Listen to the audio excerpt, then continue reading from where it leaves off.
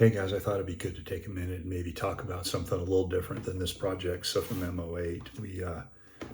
As the channel moves forward, I don't intend for it to only be about these cartridge projects. They're fun and I know they're interesting. I love doing them, but we do want to cover some other things that I think are interesting and things I enjoy sharing and opening up a dialogue on. So we're going to do that too.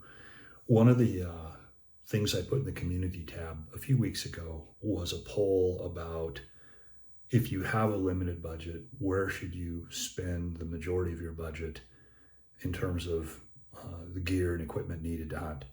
And we had some choices on there.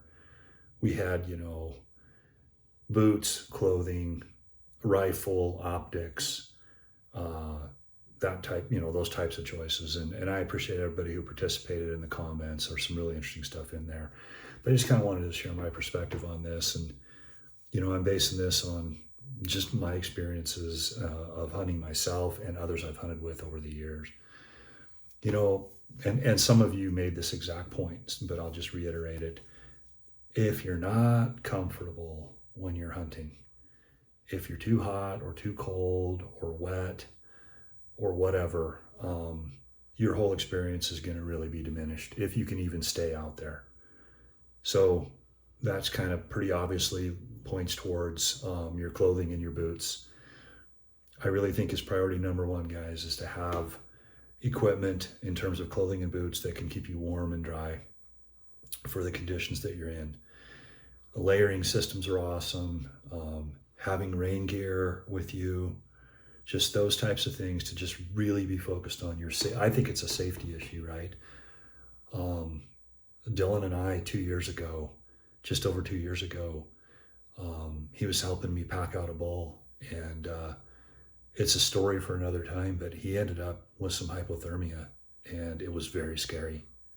Probably the most scared I've been, if not in my life, for a long time.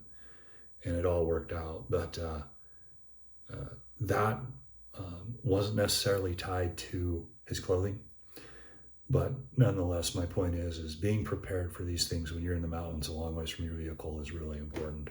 So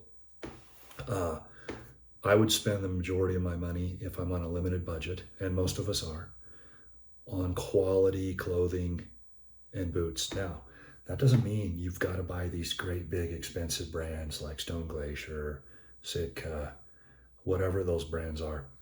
They're great. If you can afford them, they're great equipment. I'm not saying they're not, but they're very expensive. There's other brands out there that make really good stuff too at a much better price point, okay? I'm not going to go into brand names or whatever really, but I guess I just did on a couple of the expensive ones, but you'll find them, you'll know what they are. But that's definitely something that I would focus on.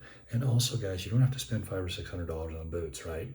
To be honest, I've had great luck, and I'm talking of hundreds of miles in the mountains in both warm September conditions and harsh winter November conditions with Keen boots.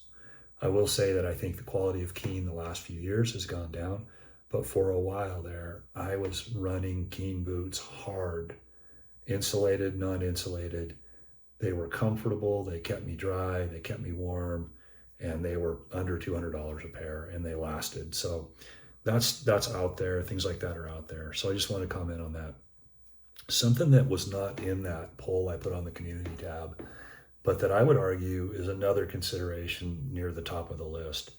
But this will depend on the way you hunt, okay? Out here in the West where I hunt, where I'm going to park my truck and maybe be 5 or 6 miles from it, that's happened, and maybe harvest something and have to get that meat back to the truck, you need an incredible backpack that can carry that weight, okay? So for me, after clothes and boots, I'm probably going to spend the next money on a backpack. It may even be right there with clothes and boots. There's great brands out there. There's very expensive and there's very moderate. And I have found that brands that like Eberlestock that are not super expensive, they're really good, okay? I used an Eberlestock mainframe for years, packed hundreds of pounds of meat out of the mountains. It worked well. I think you can get one of those for $239, probably on sale for less. And there's a ton of accessories that go with it so you can modify it as you work through your system through the years. So those are some ideas about packs. Now, if you're a tree stand hunter in the Midwest or whatever, a backpack's not that big a deal. I get that. But I just want to mention that. After that, guys, guns, optics, things like that. I don't know. I think there's a big, really quickly, there becomes diminishing returns on how much you spend on that stuff. It depends on your style of hunting. I get that.